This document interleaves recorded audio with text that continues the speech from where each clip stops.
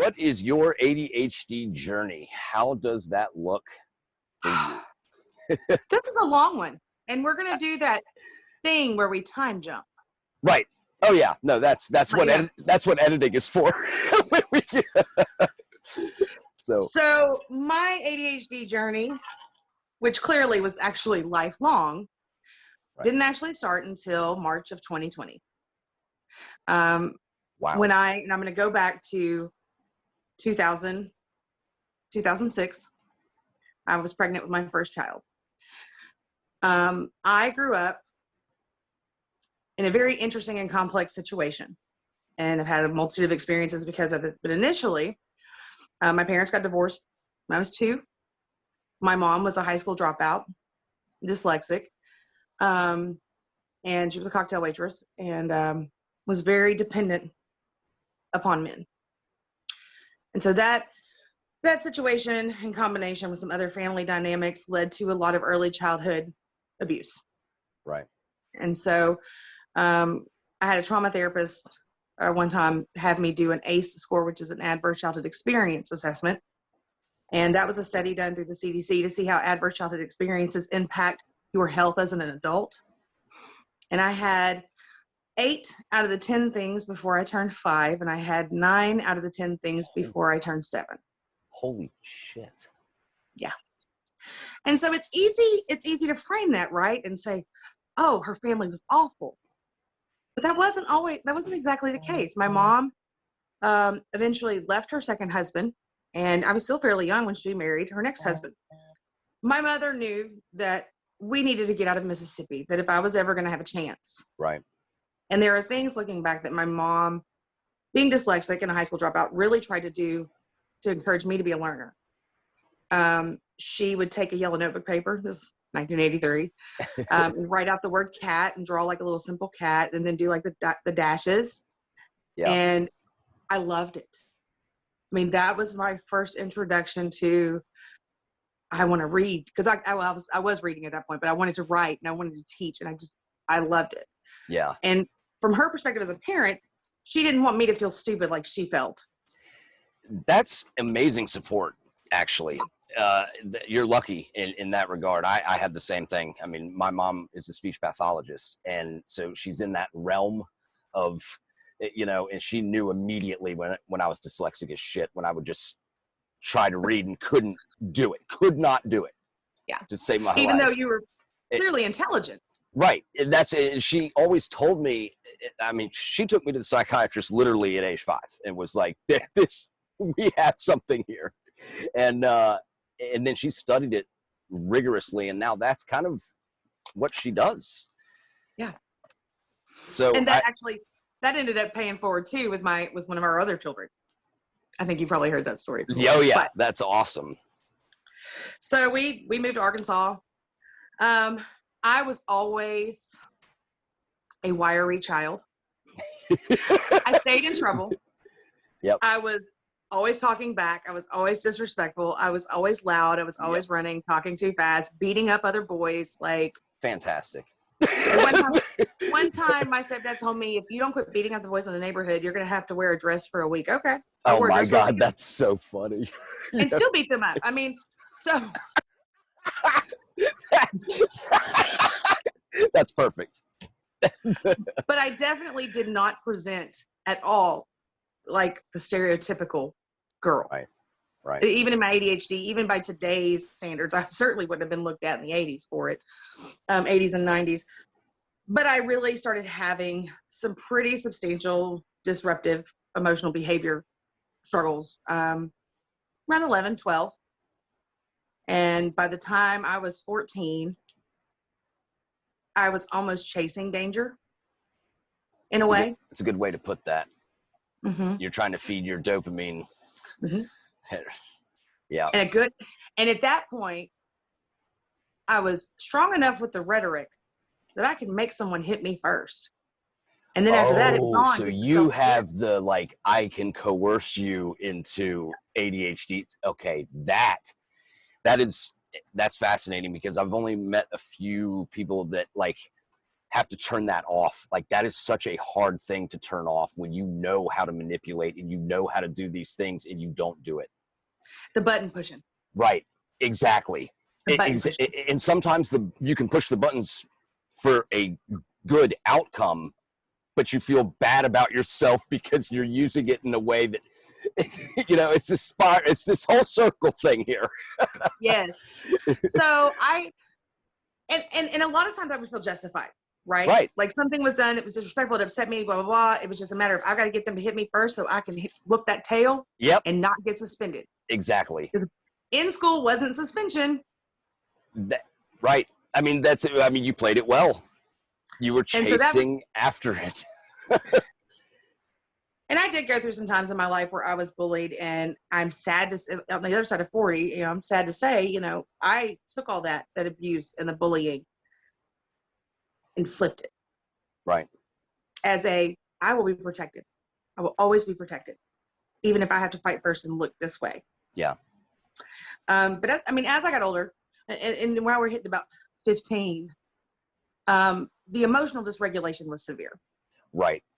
So and did it become more internal, like internal emotion? Like, was it more, you went from being on the exterior, anyone could recognize, most could recognize, but then it becomes internal at some point where you are just restless inside of yourself and you just don't know how to escape it. I would say that I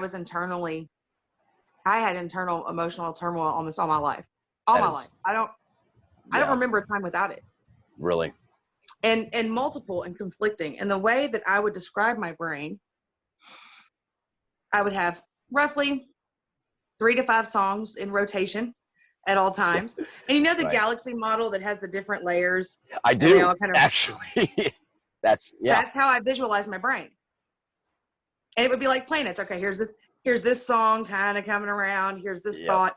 Here's this conversation. Constantly practicing conversations with every possible outcome. Right. I got really good at this. I got really good at this. You ready? Yeah. Oh, yeah. Yes, sir. I understand. Oh, my God. Yes, sir. Uh-huh. But it would drive me crazy. And it would only be a matter of time before I exploded. Right, because it's fake and you realize it. Yeah. And so in that, knowing I could kind of put on this, yes, I'm very well spoken and I know how to behave and I know what I did was wrong, and I would know those things. And I wouldn't be full of regret. I was just trying to give the answer, because talking about how I felt was hard enough to do. Right. Because it all came out. Yeah. And that's it. This podcast is absolutely the opposite of the fake thing. So, yeah. This is my first podcast. No shit. Ever. Okay, I'm honored by that, actually, because I've wanted you to come on here so bad since we started talking on TikTok, because, you'll go after me about the superpower thing, and then I love that.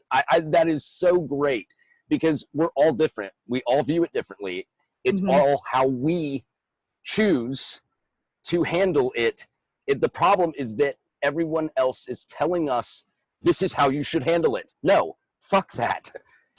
I've got to handle it how I can handle it. Right. In a way that makes me happy. And I will say, and we can hop to this later if you want to, but I will say this, undiagnosed ADHD is what made me a good teacher. Absolutely. I've always said that. Why undiagnosed, though, do you think? Because once I became aware of it and became medicated, right. I was more, I don't want to say self-conscious, but more aware of my impediments. I gotcha. Because, and this is actually part of my diagnosis story, but here we go. I knew I was flaky. I knew I was forgetful. I knew sometimes I miss details. I'm always late. I'd accepted these things about myself. Right. Because when it came to crunch time, I could do it, and I could do it better than anybody else. Exactly. My boss could call me at 10 o'clock at night and say, hey, I need you to run a 6-hour PD tomorrow over this. Can you get it together? I'd live for those moments. Boom. Yeah. And then you're emotionally hungover the next day because you're so proud of it at the time that you're doing it, knowing you can do it better than anyone else. And then the next day, life goes back to normal, and you're like, well, normal sucks. It was the emotional dysregulation. Yeah. because I would get so mad or so sad, and it would just start spewing. And especially, when I started trying to fix the relationship with my mom and my stepdad, or, my first marriage, Yeah. I would just with that hot flash temper, and I would be telling myself, stop, you're going too far, just stop, you don't mean all this, stop. And I couldn't stop. And that was what I hated about myself. It's driving a car with no brakes. Absolutely. And that happened to me the other day in real life. Like I went to brake and it didn't, and then the light came on and said, you need the fluid. Luckily, I'm creative enough that I know the back roads to get to the AutoZone, to get the fluid, to get to the dealership. So it's but if I put in $3 of gas, I can make it. Right, exactly. But with no brakes, you can be hard on yourself about it, which most people are, and I am as well on myself. But there's a lot to be said for how fast you can go and how much shit you can get done. Yeah. When you can't stop. Right. And on that same opposite side of that same coin. Right. If you're a workaholic and you live for those moments professionally and you push. Yeah. That collapse is another problem. Right. Absolutely. And that's kind of what's interesting about, so I've had the same job at the same company for 18 years. I've never known a job. And yes, it's because I love it, but by the same token, things are happening in the sports world that I severely disagree with, and that is causing me to lose some of that heart. And now it is turning into a job, which I am battling this every day to be like, you have benefits for you and your wife. You make a good salary. Stop. The grass is not always greener on the other side. But for ADHD people, that is impossible almost not to start. Well, and we get stuck. We're getting stuck in, okay, I've mastered this. I enjoy this. It's the comfort.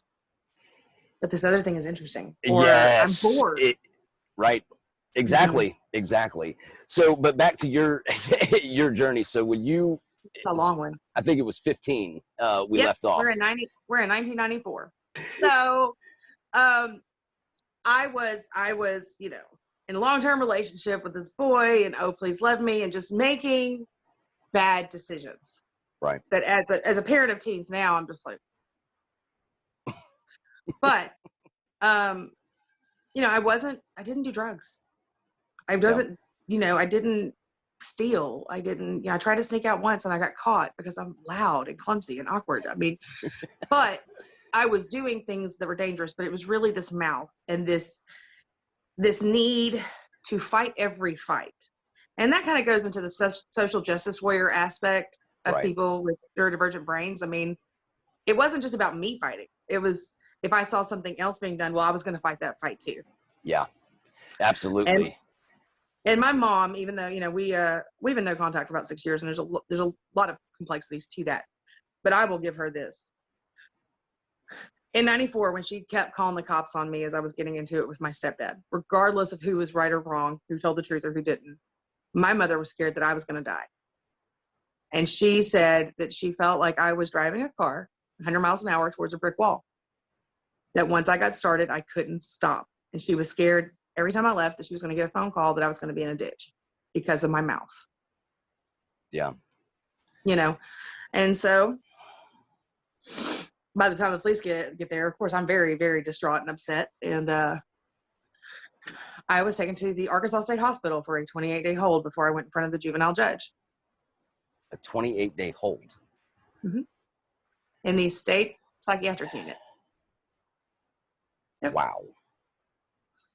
And when I went in, because my mom had been trying to get me, treatment for a while. When I went in, I had a diagnosis of depression and oppositional defiant disorder. Okay, those were my diagnoses. They didn't throw bipolar in there just because that's always what they do. Not prior to the stage. Okay. Not prior to the stage. Gotcha. But then once I left there, I started getting a list of all these different mood disorders, personality disorders, conduct disorders for approximately 5 years. We tried Yeah. various mood regulators. Right. And then they stuck on the most common one, and they kept increasing the dose. In fact, they don't even dose it that high anymore. Right. And it never worked. I kind of stayed in this permanent bitch mode. Right. Permanent bitch mode. And inside, I was just dying. I mean, and But I you had couldn't just be gotten, yourself. well, yeah. And then, and it does mess with the chemicals. Yeah, Yeah. I was stabilized in bitch mode. Right. You were You know, stabilized, but the ADHD brain hates stabilization. and so I just learned. I got off the medicine about 20, and I tried to learn that when I was around certain people, just to be very, like Yeah. I was on it, and it would explode eventually. Right. Be it 6 months, a year and a half. Eventually, it was all going to crash down. It was going to be big, huge, spiraling out. I'm, what do you call it? Ruminating all the time, Right. and, Right. and Right. the perseverance. I ended up going through a total of 5 placements. I was in the state hospital for 28 days, and the judge moved me to a long-term, like girls group home, about an hour away in a small town. Wow. I was there for 9 months. Got enough trouble to get kicked out because I wanted to come home. Right. From there, I was. That's smart. I mean, if you wanted to leave, that's the way to Yep, do it. I was. And there's actually some interesting side stories on that particular I placement can only too. imagine. Oh my gosh, we went to public school, and we lived in this home. There was a couple that ran it. They had a couple of kids. Their son was our age, and he would sneak out of the house because there was alarms in the house to trip if we left. Right. He would sneak out of the house and open the window, and we would all like crawl out the window and go Oh kick it my all night. God. Lobau Spark has started a fundraising effort for Crisis Text Line. We have a goal of $19 per episode, as $19 supports just one person in their time of absolute crisis with their mental health. If you would like to donate to our fundraiser titled Lauren's Infinity, the link is listed in the episode's description.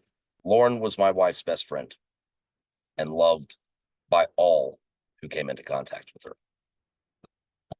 That's great.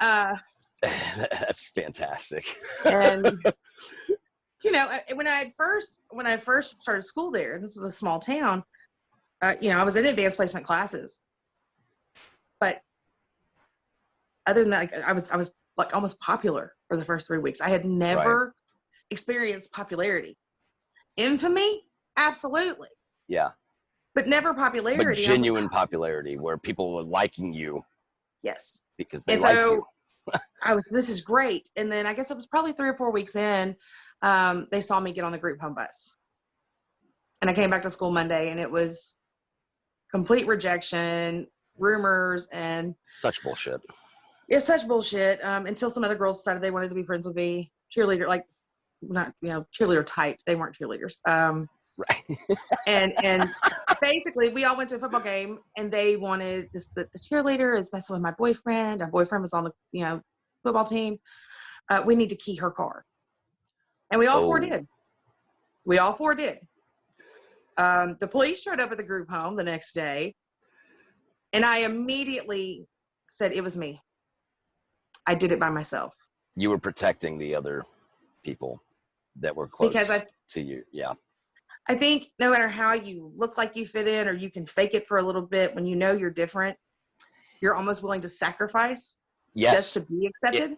Absolutely. That is a perfect way of putting that. And I think, but not just to be accepted. I think that there's a difference between sacrifice to be accepted, which I don't think is a realistic thing that people with genuine hearts do. I think they sacrifice because they actually want to sacrifice. Because their heart is... I am a protector. Right. And that has been used against me so many times, I tell you. Yeah, but at the end of the day, I mean, that's a really good quality to have. It is, if you learning how to use it. Correct. Correct. That works. That works for you. Yeah, but at 15, you key somebody's car. 4 of you key a car, and then someone comes in and says, who did it? And you immediately raise your hand and said, it was me. I did it alone. You would have been my favorite human ever in that scenario. The cop didn't It mean makes you a anything. leader. It makes you someone that Well, later in life, you will be able to put the best team together with the best people because you're willing to defend them. I would protect my team. Yeah, Yeah. that is my nature.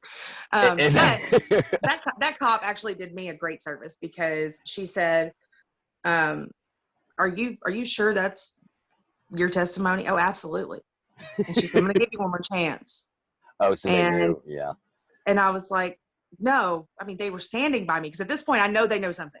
Right. And I Right. was like, they were standing there, but I was the one that did the actual damage. And she said, "I need you to understand, Jamie, you were the last one we came to. They all blamed you. Every one of them Oh blamed you." my God. It is time once again to recognize the biggest supporters of this podcast. Lobau Spark is proudly supported by Leo Guinan, Kirk Hofstrom, Casey Elliott, Sarah Delano, Justin Allingham, Blushing Crafter, Jamie Young, and Beth Jones. It is now also supported by 13 anonymous supporters. And I understand that because I can curse and all that kind of shit. I get it. I get it. If you want to support this podcast anonymously, you are free to do so. It's totally fine. But this does not exist without you. And I love you. And she said, "But there were multiple witnesses." And she had the lead girl had tried to recruit other people. So you're sitting here taking blame for people that set you up the whole time knowing you were in a group home. Unbelievable. Oh. What? You okay? Yeah.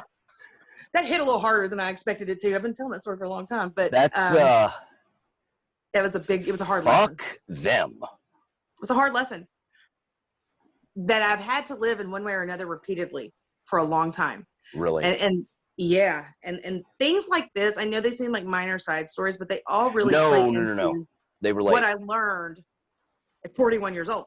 Yeah. So then I went to I was home for a while. That went bust. I went to one small like mental health treatment facility for about 4 days, and insurance canceled. So I was back home. Jesus. And it wasn't long after that that I ended up having an attempt. And I was 17. Yep. And I felt like nothing was ever going to get better, that I was never going to be good enough, and that I had these good qualities that were almost in reach. I can't believe you're making me cry. You're about to make me cry because that's like the whole reason I'm doing this. I know. So I really, when I was doing my makeup, I was like, do I include that? And then it just fell out. oh yeah, absolutely include it. And I was and honestly, I think had my father been more in my life, Yeah. that would have made a difference. And it was not him. Let me make that very clear. It was not him that kept him from my life. My father tried to get custody of me a couple of times in the early 80s in South Mississippi. You can only imagine how that turned out. Yeah. And then we moved up here, and there were a lot of things that it played into that. But I was led to believe the only reason my stepfather didn't adopt me is because my father wouldn't sign over. Now, I hated having a different last name. I so desperately wanted to belong, never really identifying why I couldn't belong. Now we know. Right. And I was like, okay. And my father is very intelligent. He was the one that held me to actual standards of being like, an intelligent, productive human, not Right. a pretty face that was encouraged, a pretty quiet face that was encouraged in my life up here. Right. And so, and he was being fed things and I was being fed things. And then there was my attitude. And it was like, oh, I'll make him sign. I'll get him to sign. And I went there with that intention, and it was awful and horrible. It's probably one of my biggest regrets in life.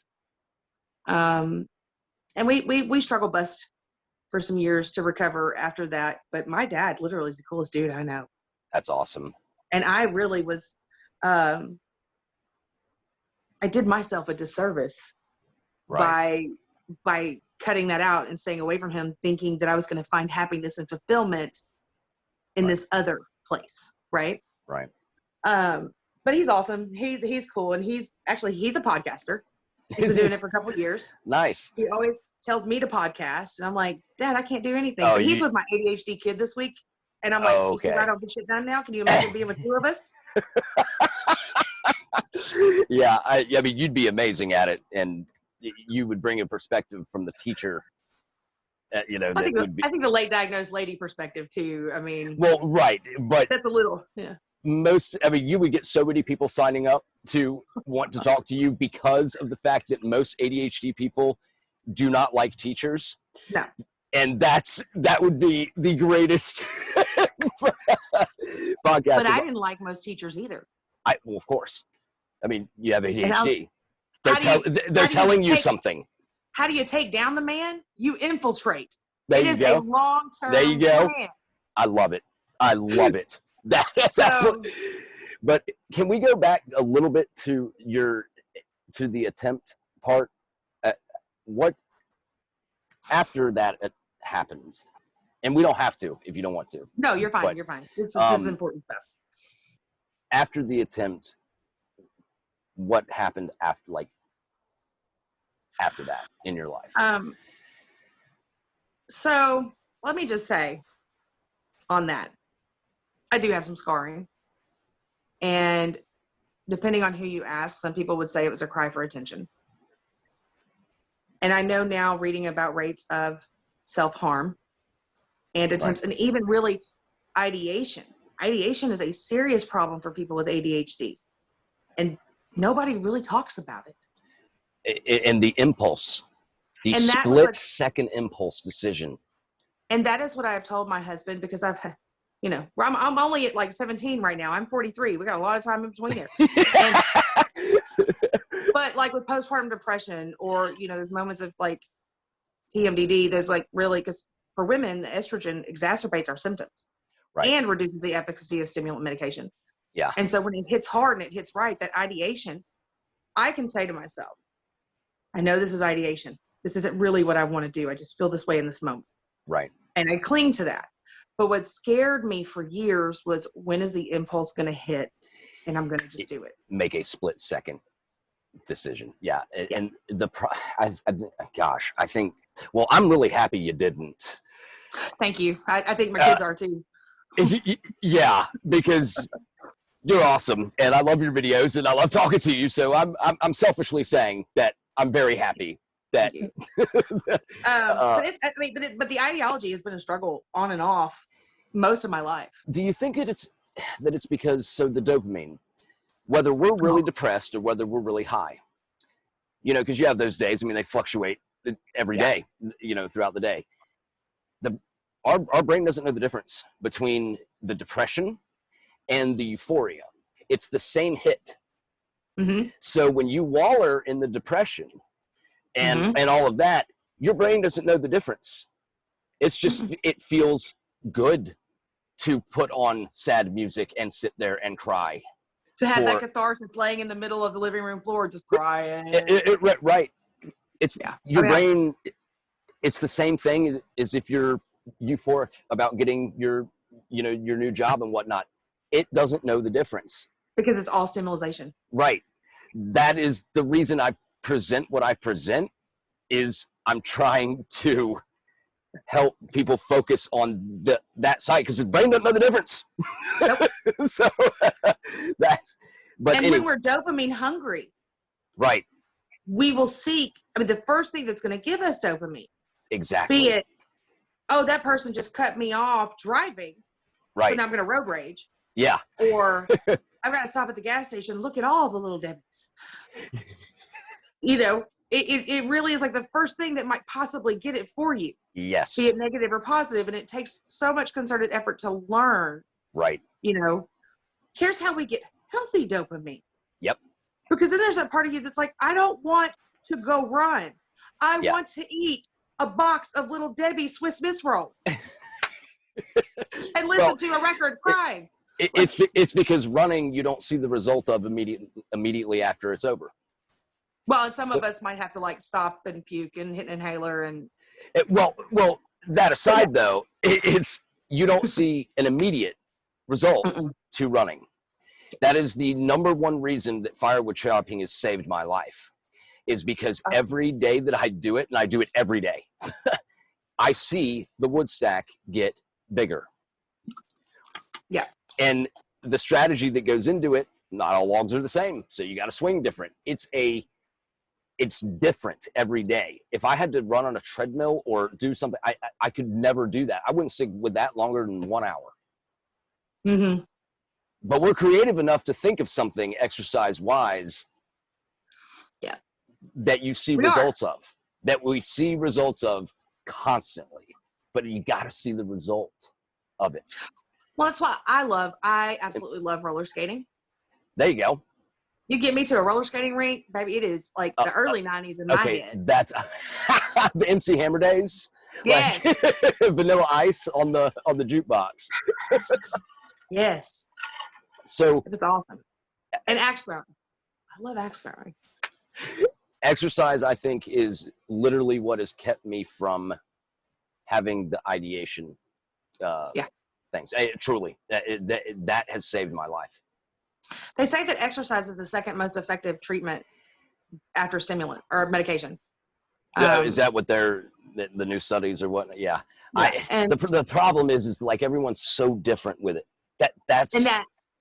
So the studies, if it's not your study, it's not going to fucking work. That's why you've got to do the research yourself and decide what is. And I think, like, as a mom, medication is the last thing I want to try. I'm going to try everything else, not crazy stuff, scientifically proven effective stuff. Right. I used to hide my medication in the toast that my mom would put out. I did not want to take medication. I did not want that. And for years, until I took it. And then the first day that I took it, I was like, you fucking idiot. So my son hates when I put him on med breaks. It's because we don't want an outside influence telling us what to do. We don't want to accept that we need this. He's a mini me. Oh yeah. And he ends up getting in situations that he regrets. Right. And it's very humiliating for him. And he's just like, I don't want to take a med break. I can't. But we have to eat. We have to grow. I'm just saying. Yeah. No, it will exactly. And then the medicine cuts your appetite. But that's another entirely different thing. So after the ideation and you got through that, what was the turning point? Oh, good. Great. Okay. I was taking. I told you. We might have to do 2 meetings. I told you. No. So they drove me to the hospital, to the ER, for stitches and treatment, and I was put in the facility there. And that was a children's hospital. I had to go see the judge again, and from there I was put into a less family-oriented group home to like a corporate group home.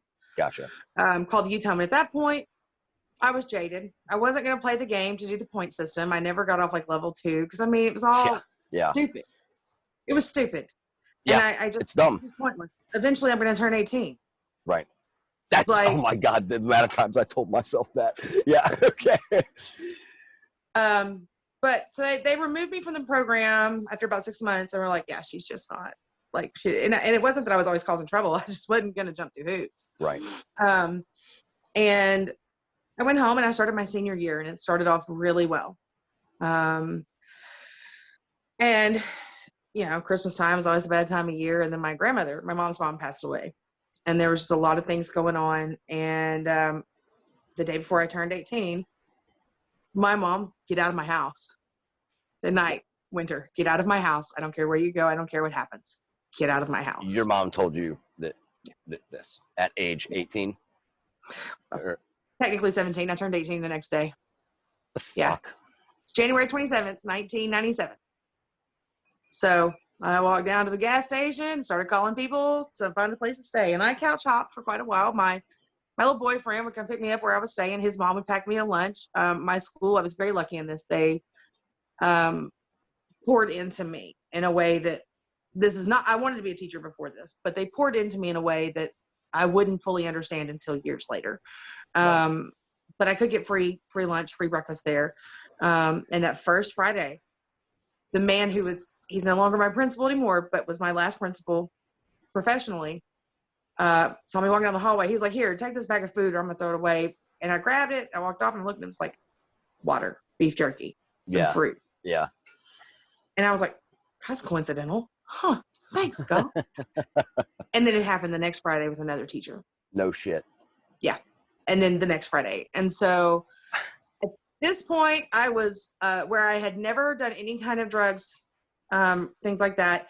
I was living with some like 21 plus year olds, trying to go to high school, working full time at a Burger King, walking everywhere unless my boyfriend could take me. And I decided I was going to drop out of high school. I was smart. Jamie, you have had a rough.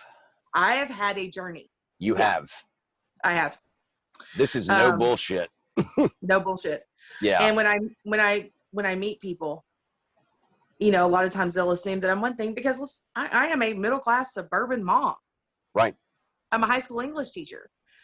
And when they learn, they're like, I never would have guessed. Well, one, let's quit stereotyping people who came up from poverty and abuse and you know, all these different things. Let's not. Yeah, it's not even worth. And my mission as a teacher, staying in the schools that I've worked in, because I work in the roughest of the rough by choice. Well, I have previously. Right. The part of that is because where I can't understand everything about my students and their experience, I can understand a lot more than most people, and I can tell them how to work out of it. Now, they have to make that choice. Right. But it's not some, you know, Mary Poppins, just do this and everything will be okay. No, life sucks. And nobody gives a shit about you.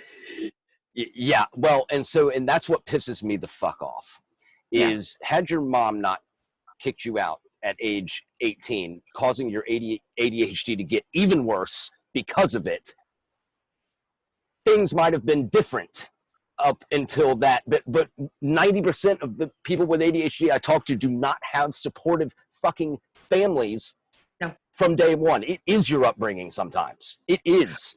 Although my sister who is 10 years younger was diagnosed as ADD roughly 3 or 4 years before that. And we don't have communication. So she's inattentive type is what they would call it now. Okay. And she also has Tourette's, which I don't think was diagnosed till later. But to this day, I'm sure my mother would argue my diagnosis. I think I could take her to my psychiatrist and say, here, I'm going to sign this record form. You tell my mother everything. And I think my mother would still argue it. My mother would look at this woman with over 30 years of professional experience and go, she fooled you. So she probably has it too. Oh, definitely. Yeah. Undoubtedly. And look at the comorbidity rates. Right. I mean, if she's that dead set on it, we get something in our mind that we're dead set on. There is no other way, no matter who proves it. Yeah. So I'm so sorry, Jamie, that your mom did that. That makes me so mad. Again, it's weird because my mom's also a really good person. You would meet my mother and adore her. Right. She's a great person, very helpful to people, very kind. My husband can't stand her, which is weird because everybody loves my mom except for my husband's. Anyway, but I really think that's just her dynamic with me. She was very young when and there's just a lot to it. There's a lot of hurt. And you know the vitriol that can come with our hot flash tempers and we don't stop and we keep going. I mean, we can break the hearts of people we love. Absolutely. In the worst way because we go for the jugular. Yes. Like if we think we're wronged, we go for the jugular. Like that is, which is a horrible thing. And again, a great thing if you're protecting people that deserve to be protected. Like you're going to go through you are going to go for the jugular on TikTok about social issues. That's a noble way for going at the jugular. So in that sense, it's a good thing because no one's going to do it quite like you. No one's going to have that. I'm fucking doing this. But TikTok doesn't get to see the hybrid of Samuel L. Jackson and Julia Sugarbaker because I had to watch my language on public forums. One day, I'll demonstrate for you. But I can't wait. but that's not only can I use rhetoric to cut you down with multiple syllable words, I can cuss you out like a dog, like you've never heard in your Oh, I life. love it. I can't. That should be the podcast. You just That cuss really me. should be. Yeah. Oh, hey, ADHD is a superpower. Go. No, but so yeah, I listen, like the cool things that have happened. I've had some serious blessings in my life though, because when I was dropping out of high school, my English teacher, again, not why I'm an English teacher, but she said, give me 2 weeks, I'll find you a place to live to finish out high school. there's a teacher. And she did. There is a teacher. And the difference between 1997 and 2007, 2017, or today, I was one of a few. I was an occasional, but it has gotten so widespread now with kids of all kinds of needs. There's no way that they can pull them here and put them there. And I mean, they can't. It's an impossible task to manage, but I was lucky in that. I did get married really young to my son's dad. We did not have a kid right away. It took me 11 years to get through college. Always tell people that. But you got through it? I did. Okay, that's a rare. It's because I have not. Because where we're going with this, and this starts my journey. So I got pregnant at 28 or 27 years old. Gotcha. I had my son at 28. I had to sit there height numbers. I got pregnant with my son, and I had lots of like gut-wrenching conversations with the God that I believe in and every other God that may possibly be listening. Right. Please don't let him be like me. And that would be my prayer. Don't let him be like me. And I would. That's so sad. Whew. Because you. And he looked just like me. I was like, crap. But I went, like most parents do, to the opposite extreme of I don't want his life to be like mine, but I was very protective. He never suffered abuse. He never suffered any kind of neglect. I was always, let's talk about your feelings. I mean, just, constant. So when he was around 10 and he started acting like I used to, I was mad. Okay, God, and any other gods that are listening, we had this conversation. I did my part. Why is he and I would not say it to him, but I was so angry because to me, the answer was, if I protected him from all these things, he wasn't going to have these struggles. He wasn't going to hate himself. He wasn't going to always fail. And so, anyway, sorry. No. This is incredible. This is absolutely. I'm. Thank you for opening up like this, because it shatters my heart to hear someone say, "I prayed for them not to be like me." Yeah, because my number one prayer right now, if I had a child, was, I hope they are exactly fucking like me. And people hear, I don't say that very often, because people hear that and like, oh, you didn't accept your child for who they were. No, you don't understand. No. That's not what you're saying. I know you don't take it that way. No, I know you don't. Yeah. Right. But other mothers are awful about judging, and that would be the you don't. No, I love my child unconditionally and forever. Right. But I didn't want him to live that life of hurt. I think that's pretty common for most parents. Right. So we started the therapy journey, and it kept on. We started doing the diagnosis stuff. He went through the assessments. Initially, he was diagnosed with having a pre-conduct disorder, disruptive mood dysregulation, dysphoria, I believe. Yeah, all those things. Yeah, because was he forgetful at times? Yes. Did he have messy homework? Yes. But it was the constant combativeness and then the blowing up. And so, and the reason that they wouldn't give him the ADHD diagnosis is because his teachers would answer the forms from moral judgment standpoints and not factual ones. If he would try harder. Yeah. If he would focus. Yep. If he would just have help being organized. Okay, listen, I'm really good at organizing people. I just can't maintain it myself. Okay. But, and at that time, he has anxiety too as well. That was in there. the kids at his school started really bullying him.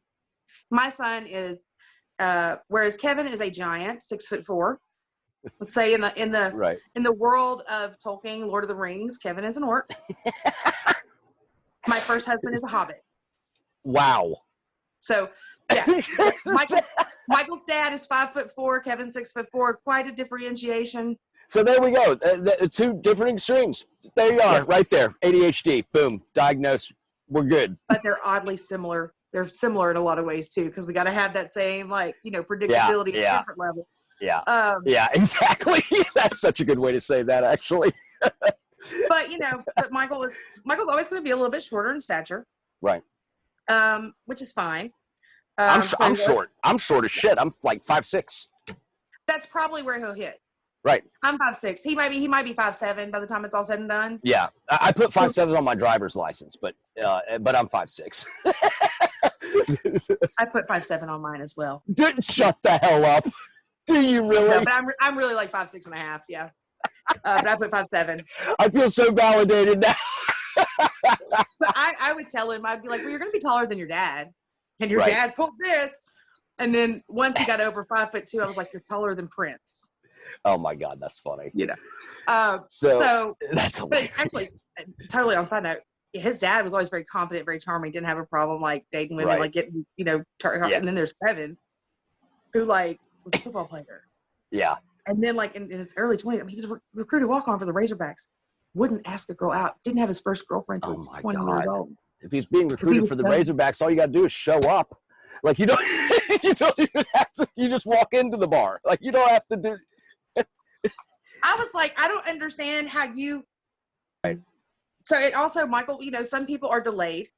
Yeah. And when they start, puberty. So here you got this GT kid, this very gifted, academically gifted kid with this adult vocabulary that is immature from ADHD, immature from, starting development a little later and small. And he was relentlessly bullied. And he was very, very depressed. And I was fighting for my kid. And I would see things and I would know this is getting bad.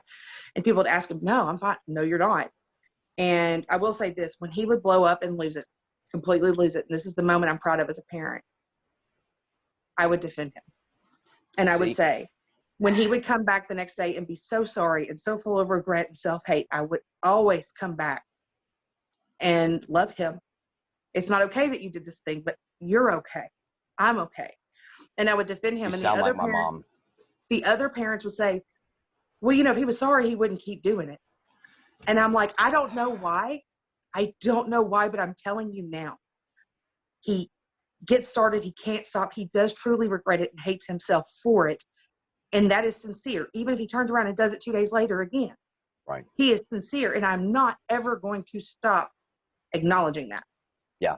Which is huge. I was bullied in elementary school because I was shorter, same type of thing. So my mom, now if you can picture, she's about 81 years old, I think. She never tells me her birthday because she's Southern, and that's just not proper, even though I'm her son. But if you can imagine this very short, petite Southern Baptist woman, okay? Oh, yeah. Girls, yes. Yes, of course. Saying, oh, you're being bullied in school? Oh, that's nice. You're going to karate. Fight back. He was in Taekwondo for quite a while. I was in Taekwondo. That's what she sent me to. And it was life-changing because my mom still tells the story to this day. She goes, yeah, and then I basically told Lobau, I have to say Lobau, but told Lobau that when he walked in, just tell him you're going to karate chop him. Tell that being you're going to karate chop him. Praise be to God. Praise be to God. Right, praise be to God. So she was so proud of me when I started getting bullied that I kicked the shit out of this kid. And because he was a foot taller, he was huge, and I beat the living shit out of him. And my mom was like, don't ever let anyone tell you you're too short or you're not fast enough because you're better and faster than everyone else. Right. Use it when you need to, but only use it when you need to. And that was a problem with Michael at first, like because he was actually taking it younger, Taekwondo when he was younger. Right. And he was really good. He was amazingly good at patterns. Yeah. Well, yeah, because that's And he wouldn't count them. He would not count them like the other kids. He would do the. Yep. Absolutely. That's so awesome. Oh my But God. he had quit Taekwondo at this point, and he's really not much of a fighter. Could he be? Have I asked him to go back? Yes, but that's neither here nor there. But anyway, yeah. finally in 7th grade, and we tried to go through this process again. We had the same problem with the teachers not answering caring these papers, without. Yeah. It was all moral judgment. So stupid. And at the very end of, this very end of 7th grade, the very end of that first semester, I guess his English teacher had enough. And she sent me this email going off. He needs to have this together, and he is this, and he is that, and he is disorganized. He blah, blah, blah, blah, blah, blah. And I said, thank you. I'm going to send that to his psychiatrist. That got him the diagnosis in February of 2020, to which his psychiatrist looked at me and said, it would benefit you to go get tested. Yeah. And I was like, of course I have it. Yeah. Like, I have no doubt about that. Yeah. So I went and I got assessed and went through the procedure. Let's see if I've got so about 324-ish, because I got to hop on another one at 3:30. Who's your next guest? I'm nosy. Well, no. This is just a meeting with Leo, who you know Leo, by the way. I love Leo. Okay, so he came and visited me. And I love razzing Leo. He just doesn't know I'm razzing him.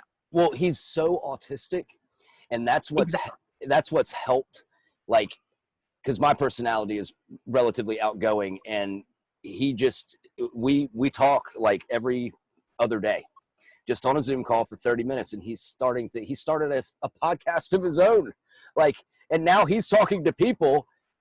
He's like, you made me realize one thing when I talk to you is I am a good person. Like, I am an outgoing person. I can talk to people and people will love me for who I am. Like, that's the whole purpose. And you know what the cure for ADHD is? Fucking friendship.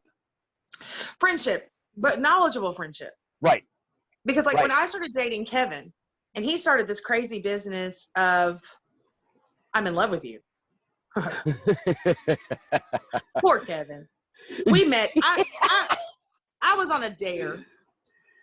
I got on OkCupid as a dare for 2 weeks. A guy friend of mine I've been friends with forever was complaining about his lack of options on OkCupid in Arkansas. Imagine that.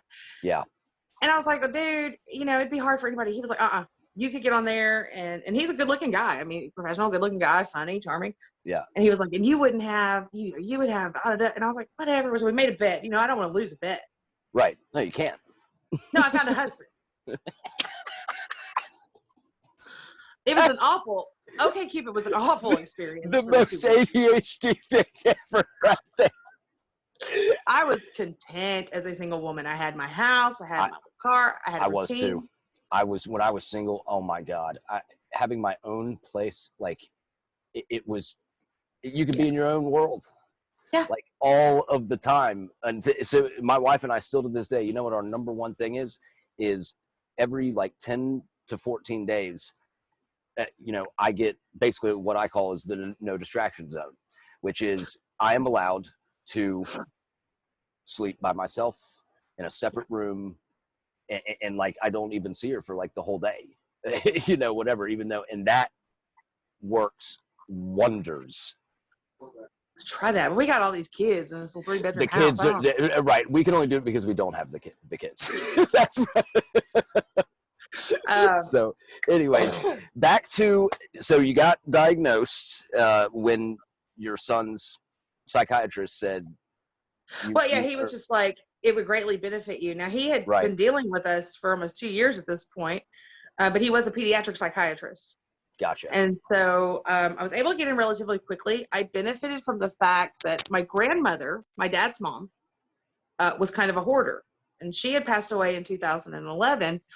But prior to that, I mean, she had gotten all the records from all of my placements. So that's big. Yeah. While if you looked at my report cards for most of my life, I was an honor roll student. Now, did I talk too much? Yes. Did I get in trouble? Yes. But my there wasn't going to be a lot to necessarily prove childhood, but I had these psychiatric records from my teen years. Right. And that was probably the biggest help in getting an easier diagnosis. I did not have to fight for it at all. Yeah. And so I went to this lady, went through the testing. I did not do the computerized test. And she was, I mean, she's an actual, psychiatrist. A lot of people ask how I got diagnosed. And so she brings me in for like the follow-up, and she said, I was looking at her papers, and she says, "You're a teacher." And I said, "Yes." She goes, "So you had to have a college degree?" And I was like, "Yes." And I said, "But it took me 11 years." Because I always say that. I've always said that as like a measure of perseverance. Right. Because I think that's an incredible thing that you did it in 11 years. I mean, because I still haven't gotten mine. And honestly, I'm so jaded towards the way the system is set up that I don't want to give them business. Yeah. Like, it's not because I figured out a way. I don't need it now. Like, I don't need it. And I don't want to be taught things that I'm not interested in, because it's a waste of time. And for ADHD people, when you've got that focus or whatever on something that you really like, getting told something that you hate is a waste of time. Yes, and then or something you can't do. Right. Because I had dyscalculia. I took remedial algebra 9 times. Yeah, I took Spanish 1 5 times. But then you put me in Spain with the hot girl, and I'll be fluent. Well, yeah. Well, no, but that's different modes of learning too. Right. Because that's put me in the environment. Put me in the environment where I have to know, like, to communicate with somebody. A lot of ADHD learners are very much immersive learners. It's beyond being hands-on. It is also environmental. You give me a paper packet. No. Yep. My brain's dead. I don't want to do it. Or I feel like I can't do it because there's not modeling or body doubling. Exactly. Yeah. I go back and forth on the body doubling thing too, just because I always found it weird. Like, I'm a people person until I'm not. And then when I'm not, I'm like, I do not want anyone, around, and have someone watch me just do normal everyday things. And then, of course, I say that, and now I have a fucking reality show on Patreon where I'm filming myself 24/7. So, but in a way, like the virtual world makes it easier. Yes, I enjoy my interactions virtually now more than I want to go be social. And I used to be very extroverted. Really? Extra extroverted. I always wanted to do, Yeah. Now I'm just like, let me be at home. I'm talking to the people that the daddy algorithm matched me up with. They get it. I don't have to explain all this, Because like when I started dating my husband, and I was actually with another guy friend going to Hot Springs, and Kevin and I had been talking for some months at this point, but he wasn't my boyfriend. Right. We weren't. That's a label. Okay. It's a label. You can't do that. Nobody was my boyfriend. I wasn't having any kind of physical relationships with anybody. I was just, living my life. And he had gone to see his family, and then he had texted me, and I was like, I'm on my way home, and cause we talked all the time. Yeah. And he's like, I'm actually gonna go back to my hometown. My grandmother's not gonna make it. And one thing we had connected on is how close we were to our grandmothers. Right. And my grandmother was so ADHD. Listen, she'd light a cigarette in one room, walk out to go get a cup of coffee, forget that she lit a cigarette, light another one while she was in the kitchen. So this is a family thing. But we really connected, and I was sad for him. I was like, oh, yeah, I'm so very sorry. We're texting, and he was like, well, life is short, and I need you to know that I'm falling in love with you. And my guy friend was like, you even kissed him? And I was like, no. And he goes, what do you do to these dudes? And I was like, I'm telling you, the shiny will wear off. Because talking about friendships, it was always at first, oh, they're energetic, they're bubbly, they know all this stuff, and oh, she likes football, oh, she likes Star Wars. This is the answer. Right. Hold on, give it a minute. Let me get into one of those dopamine depressions. Yeah. Let me have a few days where it's hard to go take a shower. Right. Or I ignore you completely because I'm so focused on whatever I'm doing, and fuck doing the dishes. Oh yeah, no, well, because they don't matter, so who cares? Yeah. I mean, like, use paper plates. It's a very simple solution to this, is paper plates. I really was just I kind of blew him off. I was just like, Yeah. I don't know what to say. Yeah. Yeah. Kevin's like, don't say anything. I just needed to let you know. He didn't go away. So it was about a month later. I was having a birthday party, like a girl birthday party, but we were at a bar. We were doing karaoke and stuff. And I had told him, I Hell was like, yeah. listen, I was like, when I start drinking, if I start texting you crazy stuff, don't pay attention to me. I'm drinking. Yeah. He's like, okay. So of course I was like, hey, are you ever? He tried to kiss me on our second date. That wasn't gonna go. I had to do the tuck it up.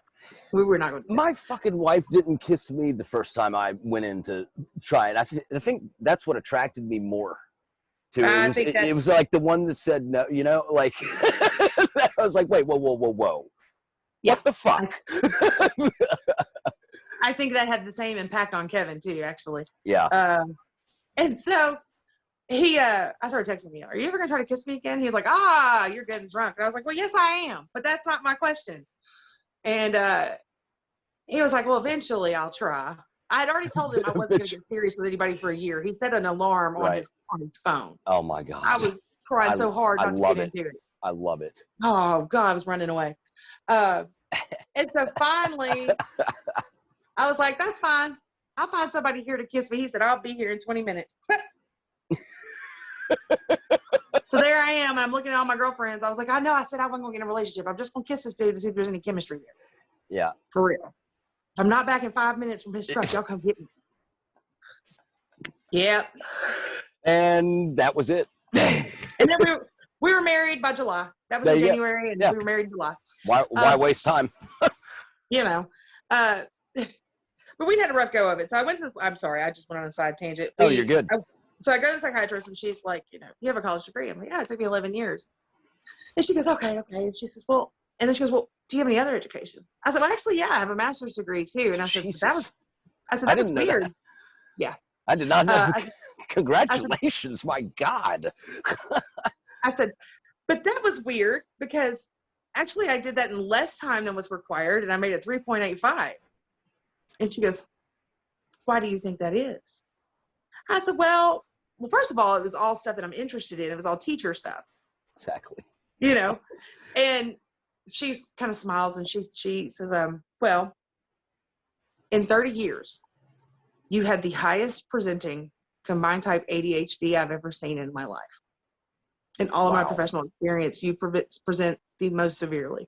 She said, the fact that you made it through high school without some kind of IEP amazes me. And I'm thinking, bitch, I ain't dumb. Yeah. Like, you gotta bleep out my cuss words. I don't know if you can do that. No. Mine is explicit. Like, it's marked explicit. I can't. Don't go one sentence without it. So. Yeah, I had to try. It's the whole teacher thing. But I was just like, hello. And I'm just looking at her, and she goes through. She's like, I am officially removing these mood disorders, these personality disorders. She's like, you do have substantial PTSD. Because I'd already had that listed. Right.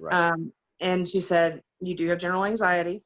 And she said, when you start the medication, your anxiety may subside. That's important. And she said, it's a 50-50 chance. Some people it makes it worse. Some people it makes it better. And she said, major depressive disorder. And then she mentioned the PMDD, which is not something that men are going to have, but it's a premenstrual dysphoria disorder. So like PMS, Hulk strength. Well, yeah, I mean, because everything's exaggerated. Everything. Yes, everything. So, and I'm like, okay, cool. And I looked at this lady and I said, but really, because I came here and I went through all this testing, what about the emotional stuff? The lack of emotional control. And she's, writing her script. And she said, here's your prescription. When you take your medication, I want you to Google ADHD and emotion. Yeah. And I said, okay. And I'm thinking, this quack. I mean, literally, I thought. You're paying money. You're paying money. She's telling you go on Google. Yeah. And I'm just like, and I was this person. Well, ADHD didn't have anything to do with emotions. Just keep in mind, we hadn't medicated my child yet. ADHD is all emotion. Oh, absolutely. Absolutely. And so I go and I fill my prescription. A little nervous to take it. I take it the next morning. I'm driving to work and I pass this location and I realize I have calm and peace. Now, normally by the point I'd hit this point in my drive for years, I would start feeling that anxiety. Oh yeah. Yep. You know, and I've Yep. been taking anti-anxiety medicine, you know, regularly throughout the week for years. Yeah. And I was like, huh, that's weird. That's weird. Okay. And then it was like, wait, that's all I'm thinking about. Now, I will say this, when you do start stimulant medication, the first week or two, there is this almost euphoric superpower feeling. Yes. Yeah. I mean, I remember it when I was a kid, actually. I can do everything. Yeah. Oh yeah. But that wears And so off. that wears off. Yeah. That wears off. But, and there's kind of almost a drop. Like, it's like, I'm getting worse. Yeah. Because you're more aware of your symptoms now. Exactly. But then your medicine's stabilizing out. And I actually she had told me early on that I probably would need a substantial dose. Yeah. And that I still would not function as a traditional neurotypical person. Yep. But, I mean, I take 30 milligrams of brand Adderall to go to sleep. Yeah. Some of the best sleep I'd ever had. Yeah. Mm-hmm. See, to me, the medication gives you the ability to choose what you do. It gives you it is the freedom of choice. Yeah. Whereas you still have to get up and go to work. You still have to do those things, but you can choose whether or not you get up and go to work. Without the medication, for some people, you can't. No, and it was it was the first time in my life, because a couple days later, I mean, I came home. First of all, I came home and I was telling my husband, I was like, I need to talk to you. And he's like, okay. And I was like, I love you. I love you. Because we had gone through so much in those first few years together, and then the unexpected pregnancy and the hormonal challenges, and then the postpartum depression. It was just stacked and stacked. And Kevin's love language is very much like active services do for people. If I do, I do everything. So here he was, I'm falling apart and being undiagnosed ADHD. He's doing everything. Yeah. And prior to this, he was always a man that had no problem helping clean the house, help cook meals, taking care of his kids. Like, he was like PTA dad. Yeah. I'll never forget we started dating. He was like, I'm making turkey cupcakes for Aiden's Thanksgiving party. And I was like, turkey cupcakes? We gather cupcakes and Nutter Butters and this and that. And I was like, okay. And he's like, Pinterest. You know, like, this was like. That's so amazingly helpful for him to do that, though, because, like, do you really want to do those, you know, like, making. He does like to cook. Yeah, right, but. Only because he doesn't like how I cook. But for you. Well, I'm sure there's a Waffle House close by. Yeah. But, so you've been through probably one of the rockiest roads. Not the rockiest that I've spoken with, but one of I would say the most real experiences that I have heard of. Except I still have not met one person with ADHD that isn't this fucking badass motherfucker that gets through it, figures it out on their own, and is better for it. It is the story of the struggle. You make a compelling case. I have not met one yet. You make a compelling case. The cluster in my diagnosis, though, it was great. Hold on, let me just. And there was a situation within a few days that I realized it was the first time I internally had emotional control. Right. I had never experienced that. Could I fake it a little bit? Absolutely. Yeah. But I'd never had it inside. I still can't control that. The emotion thing. My biggest weakness. 2 years later. Yeah. Not as well. Yeah. My biggest weakness is I can be manipulated by energy. And that is dangerous when it comes to being manipulated. If someone is excited about something and I can see that passion in them, whether it's for a good cause or not, I'm fucking in. And so I have to really be careful of, you know, my energy levels around certain people that are similar in that regard if they're not good people. But then I look at, I'm very perceptive. Yes. So I know whether at heart they're a good person. So if they're not a good person. But in the South, we call that the gift. So if they're not a good person, then I say, fuck you, I want nothing to do with you. that's made all the difference in my life. Talk about energies. Yeah, using My perception. son. So now we go back to my son. Yeah. We shut down for COVID the week after I was diagnosed. Oh my God. So there I was, very clearly thinking for the first time ever in my life, able to control my emotions. Yeah. But I really think I spent like 4 months outside like this. Yeah. Oh yeah. Really reviewing my entire life. There is a huge grieving process. There is. But I like to call it reflection process. Because you're learning everything about yourself while you're sitting there thinking about it. That's reflection. But I think for me in my journey, because it was really, it was not my mother's fault that I wasn't diagnosed. Right. It wasn't really even the doctor's fault given the time period. But so many things in my life were so much harder than they ever had to be. Correct. Because I was misdiagnosed because I was a female. Right. Well, and then all of the bridges that I had burned, all of the things that I had lost because of undiagnosed ADHD. And that is just me being accountable for, while it's understandable that I didn't have control of, emotional regulation, which is an executive functioning issue. Yeah. It didn't take away the sting. Like, okay, now I know why I did it, but it did not recover the loss. Right. And so that's why I say grieving. Yeah. The self-discovery, some of it's been really cool. Yeah. Yeah. Some of it can be, but there is that period where you are crying hours a day over why didn't I just take the medication when my mom told me to take it? Why didn't I just all of those things? But at the end of the day, how tough are you? Oh God, I'm tired of being tough. No, I'm pretty tough. You're pretty tough. But my son, energies. My son, this kid that I was like, God, please don't make him like me. Like literally crying for months. Yeah. That is, I should say, one of my favorite people. He's my favorite person in the world. I love it. He is. I love all my children. I love my husband. I love my daughter. Yeah. But that is the one that gets me. Yeah. When we are exactly in like ADHD hyper fun, we have the best time ever. The best time in the world. In the world. And it doesn't matter who else is around. We don't care. It doesn't matter. We can look at each other from across the room and start cracking up because we're kind of observing the same things. Exactly, because you see it. And the energy is really good. But on that flip side, and what's been hard as a parent and as a teacher, because now once you're aware, you're aware. Right. And I always liked ADHD kids, and I always liked autistic kids. Probably a little bit more than the neurotypical kids because it was either like a challenge or more engaging. Yeah. I got it. Instinctually knew they were my people. It's more real. It's more real. It's more real. Yeah. But, as a parent, because his emotional dysregulation is so similar to mine, it is easy to feed off of each other. Yeah. And spiral into some really ugly arguments. Yes. And I will tell anybody, if your kid gets diagnosed, you go get tested. Start therapy regardless. Yeah. Whether you have it or not, if your kid has it, go to therapy.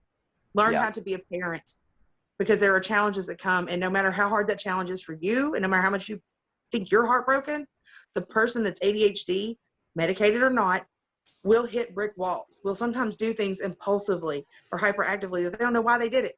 Yeah. And then there's the emotional stuff. And if you're not prepared to put on that armor and love your kid through it, go find somebody to help you do it. Yeah, absolutely. I'm adopted, so both my parents are very neurotypical, but they loved me so much that they researched it, did everything they could. I had, I was given all these opportunities to know from a young age so that I got all of that time to figure it out, my way. The people that are just recently diagnosed, I'm like, where the fuck did the last 30 years go? Like what do you do in that scenario? That's why I am trying to make up for lost time for people like you by saying that you're fucking awesome.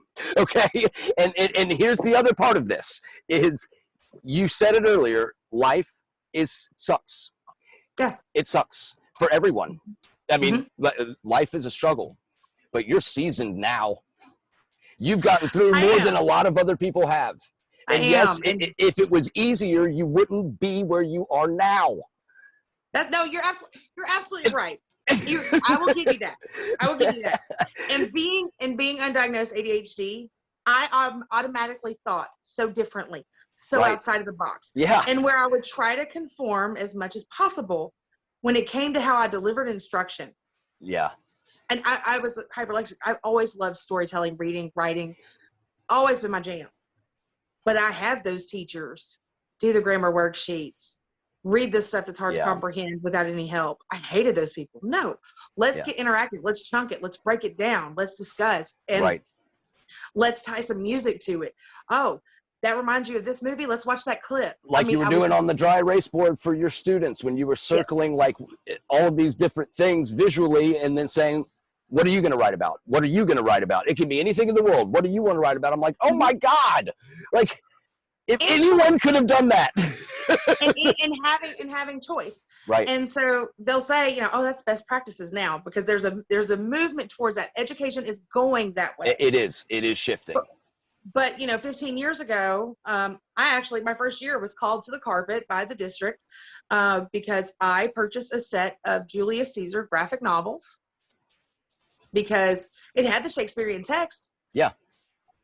A lot of kids have a hard time creating images from words anyway, especially Shakespearean language. It's already hard to read. Oh right? yeah. No, I can't stand that. I had to act in Hamlet, one of the Hamlet things. So I volunteered to be the ghost. And the reason that I was the ghost was so I could wear a hat under the sheet with the lines taped to the hat so that they wouldn't, so they wouldn't know that I was reading it. Had to do That's fantastic. But I didn't want to be bored. Mm-hmm.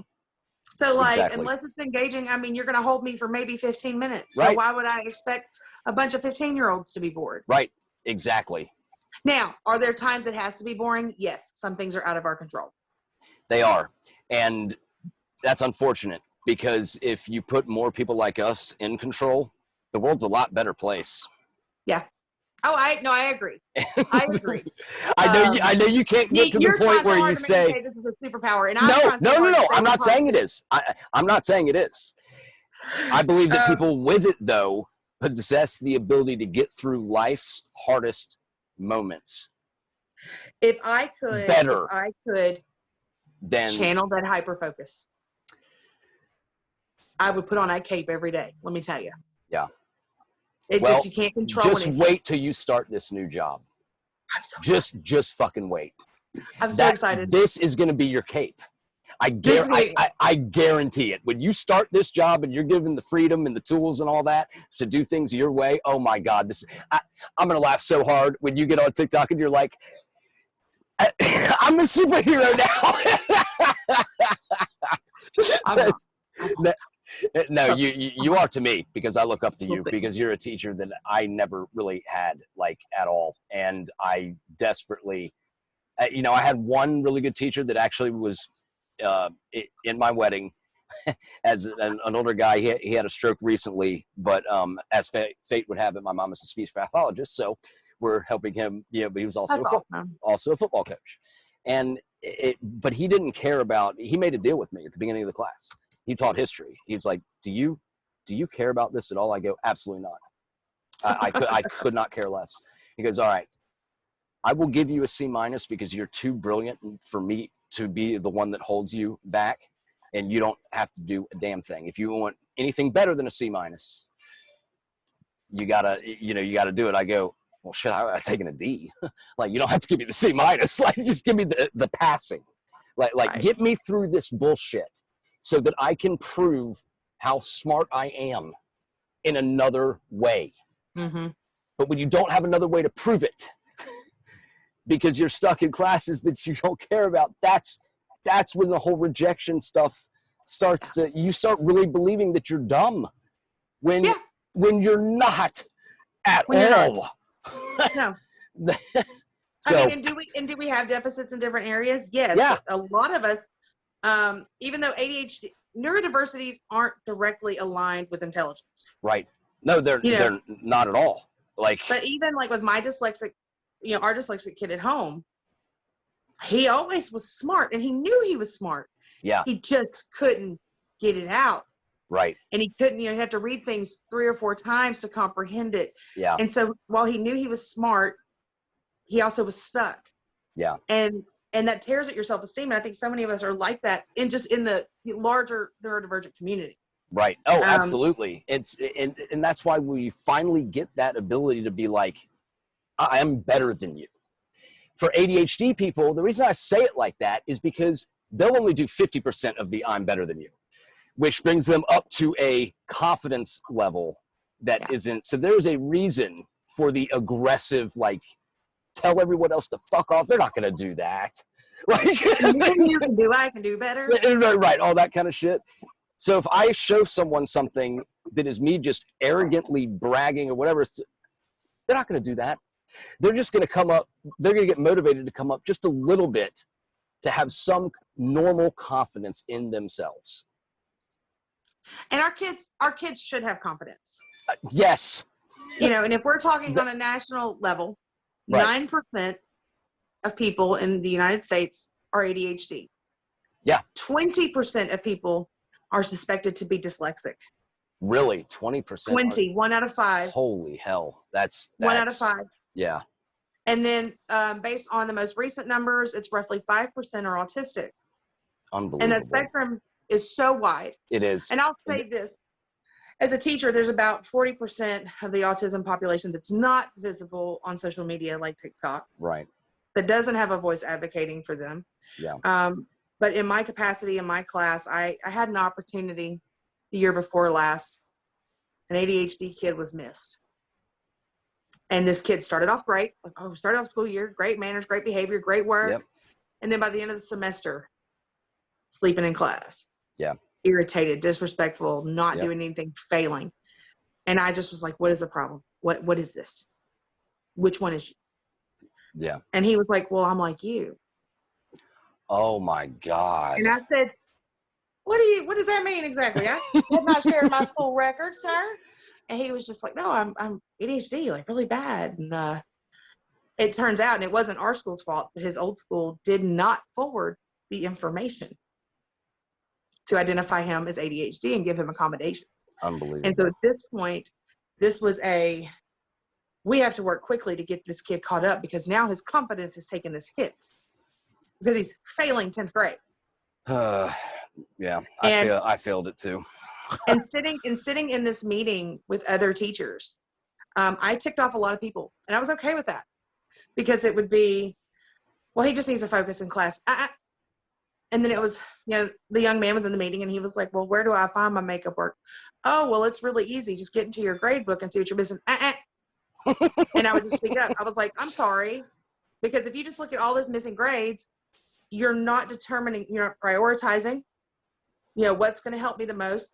You can't do like the time measuring, the time prediction. Yeah. So this little assignment that may be a 10-minute thing, it's all looking like an insurmountable mountain. Yeah.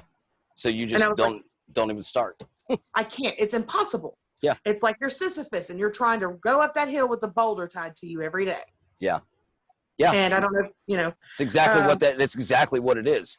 Yeah. But then you put that person on the mountain itself with some climbing gear and some carabiners and maybe some zip ties or duct tape or whatever. That motherfucker's going to get the boulder they're dragging. Right. Cut off the boulder. Yeah. And if you don't, they will eventually figure out how to get it off them. Mm-hmm. They will. But what it takes to get there it should be easier. It should be way, way, way, way easier. But I don't know. So I ended up kind of mentoring this kid and working with his family and working with him and getting him organized, getting him caught up. Good for you. He did finish out the year. They moved to a new state. I hear from the mom occasionally. He's doing exceedingly well. He's using a lot of the same strategies that I taught him before. If I could have a dream job, my job would be to go around educating teachers on ADHD. You and Casey Elliott. I mean, because a lot of teachers don't know. Right. And I was always the person, if a kid came to my class and they had something, I was going to try to learn about it and figure it out because that was just, ADHD. We were curious. Well, you care. I used to think, I'm such a great teacher, I do this. No, I'm just nosy. And I had to deep dive. But there was still so much I didn't know, and there's so much I'm still learning. Yeah. And And I will tell you, as a teacher, we were not taught this information. It is very much, unless you're in it somehow, Right. you think hyperactive little boy. Yeah.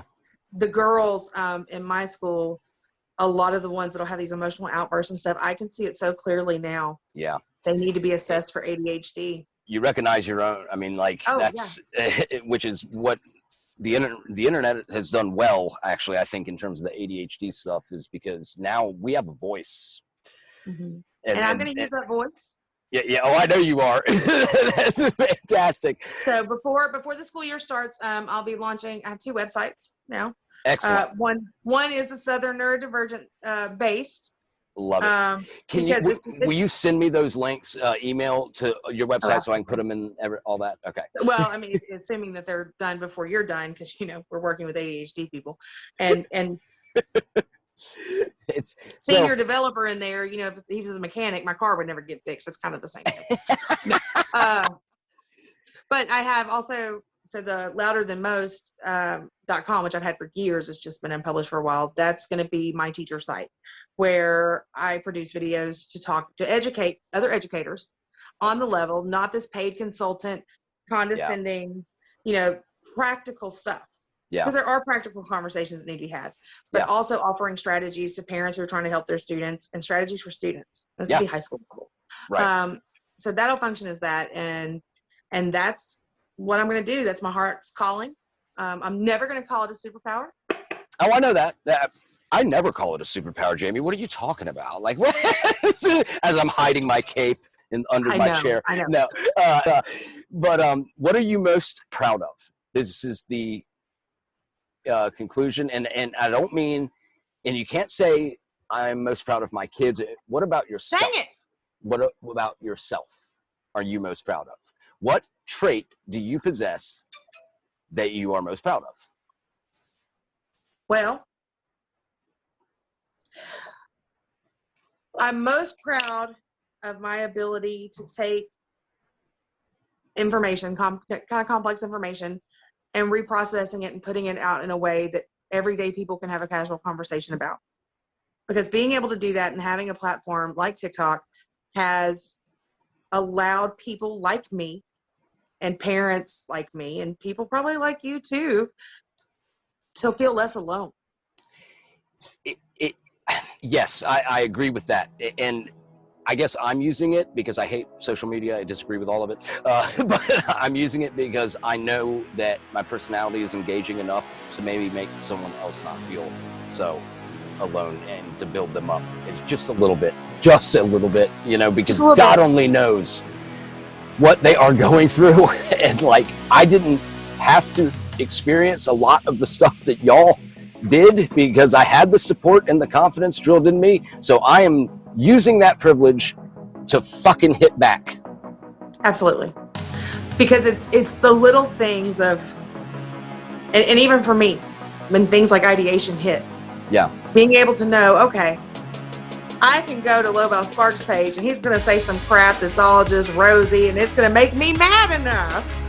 And I'm going to argue with my phone that's going to divert this moment and I don't have to worry about the impulse. Exactly. Damn it, you just ruined my secret. But I was an ADHD person. What was I thinking? Of course they're going to read it. No, I think it's fantastic. I love your positivity. I make my child watch your videos. Do you? Because I do. Because while we agree it's not a superpower, it's nothing to be ashamed of. Right. And there are many good gifts that come with and I think the ability to get through the struggle. That's the gift. Because you're already going through so many hard things before anyone else does on a 10 times level because you experience it harder. By the time you get to where you are now, you're fucking seasoned. But we also still love our hearts, like no matter how hard it's been, how seasoned we are. Yeah. In a lot of ways, and you get those little moments, we still have such pure just love and joy. That's what this is. Yeah. Look at what we're doing. Like, I can honestly say, Jamie, I love you.